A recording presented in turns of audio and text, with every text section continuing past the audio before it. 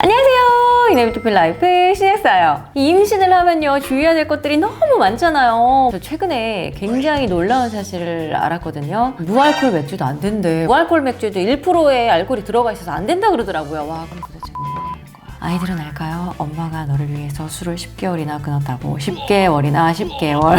뭐 어쨌든 지금 이상은 아니니까 술을 많이 먹어야 해. 자, 어쨌든 특히나 약을 주의를 하게 되는데요. 그렇다고 해서 산모가 10개월 동안 아프지 않은 건 아니잖아요? 아니, 어떻게 10개월 동안 하나도 안 아플 수가 있겠어요. 아무리 조심조심 해도. 그렇다고 해서 아무거나 먹을 수는 없고 늘 병원에 갈 수 있는 상황이 되는 건 아니잖아요. 그래서 오늘은요, 임신했을 때 이 정도 상비약은 좀 쟁여두자 편을 준비했어요. 임신했을 때 꼭 준비해야 할 상비약 편 지금부터 시작할게요. 짜잔!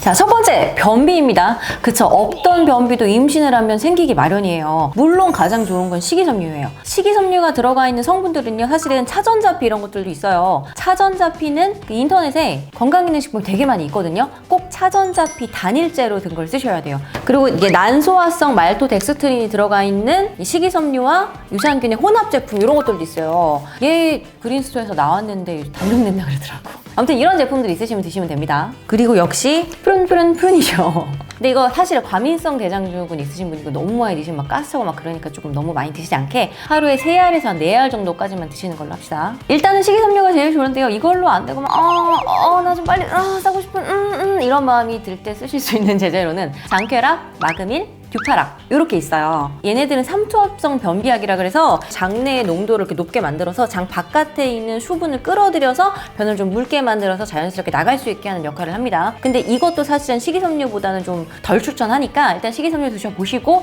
그래도 안 된다 하실 때 아주 단기간으로 쓸 수 있는 선택지예요. 이 말이 생각이 안 나더라. 아무튼 식이섬유 다음으로 고려를 해볼 수 있습니다. 두 번째, 역류성 식도염이에요. 임신을 하게 되면요, 없던 역류성 식도염도 또 한 50에서 80% 정도가 경험을 하게 돼요. 왜냐하면 이 그 에스트로겐하고 프로게스테론, 즉 여성 호르몬이 높아지잖아요. 그 이유 때문에 그 식도하고 위를 연결하는 그 관략근 같은 게 있어요. 조임근이라고 해서 걔가 좀 느슨해져요. 이 아랫부분에 압력이 걸리면서 또 막 이렇게 위로 올린다고. 그래서 없던 역류성 식도염도 산모들이 많이 경험을 하는데요. 파모티딘 제제하고 짜먹는 제산제들 가능합니다. 파모티딘 제제, 요 제제 있고 짜먹는 제산제들 알마겔, 트리겔, 겔포스엠 다 가능해요. 그런데 개비스콘만 안 됩니다. 왜냐면 개비스콘에 들어있는 탄산수소 나트륨 제제가요, 이 산모와 태아 사이의 전해질과 수분 불균형을 야기시킬 수도 있어요. 사실 이게 금기사항은 아닙니다. 실수로 한두 포 드셨다고 해서 너무 걱정은 하지 마시고, 근데 이제 조심하자는 차원이니까요. 자, 세 번째, 치질입니다. 사실 임신부의 절반은 또 치질에 걸려요. 소화기가 전반적으로 완전 망가지네. 엄마들한테 잘합시다.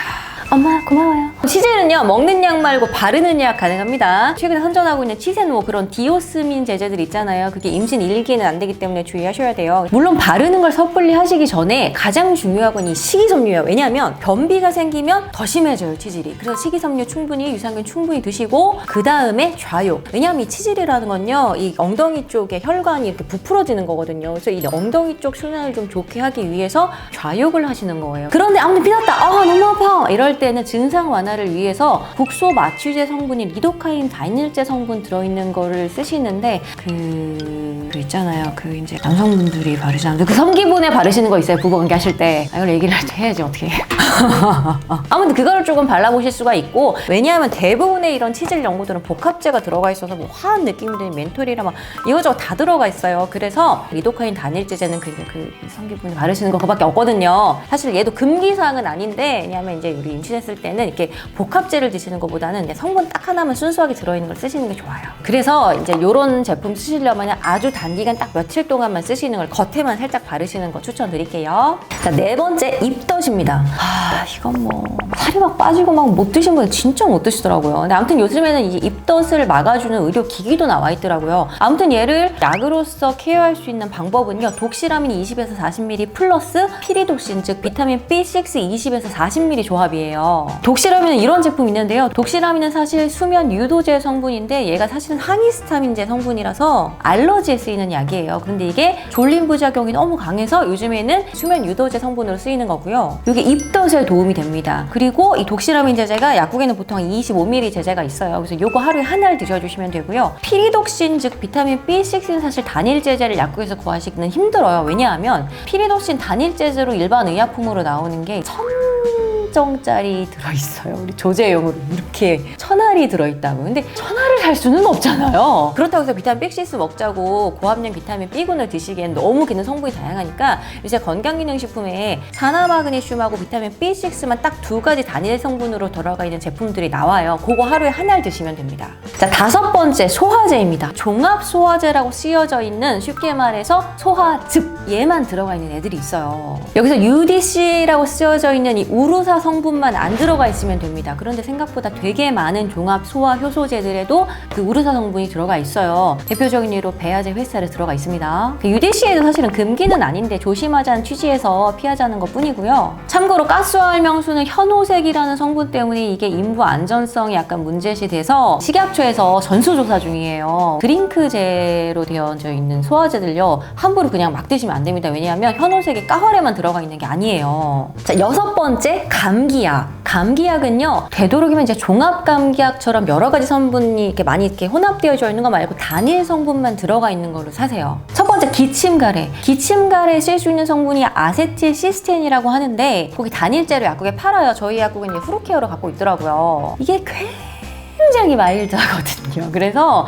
사실 가래는 좀 잘 잡는데 기침을 막 완전 완화해 주진 않아요. 그래도 산모가 쓸 수 있는 제제가 요거라는 거. 2번째 콧물. 지르텍 클라리틴 제제 됩니다. 특히 지르텍은요, 요즘 이제 액상으로 된 이제 연질 캡슐 형태로도 나오니까 본인이 선호하시는 제형으로 구비를 해서 드시면 되고요. 또 이제 클라리틴은 사실 지르텍 이런 종류보다는 졸림 부작용은 약하지만 그만큼 효과도 좀 마일드하기 때문에 참고를 하시면 될 것 같아요. 3번째, 이누통 몸살 발열에는요, 타이레놀 제제만 됩니다. 그냥 아무따 타이레놀 뿐이에요. 사실 브루펜 계열이랑 아스피린 계열은 쓸 수가 없어요. 왜냐하면 이 태아 복벽 파열, 무서워, 소장 폐쇄, 어떡해.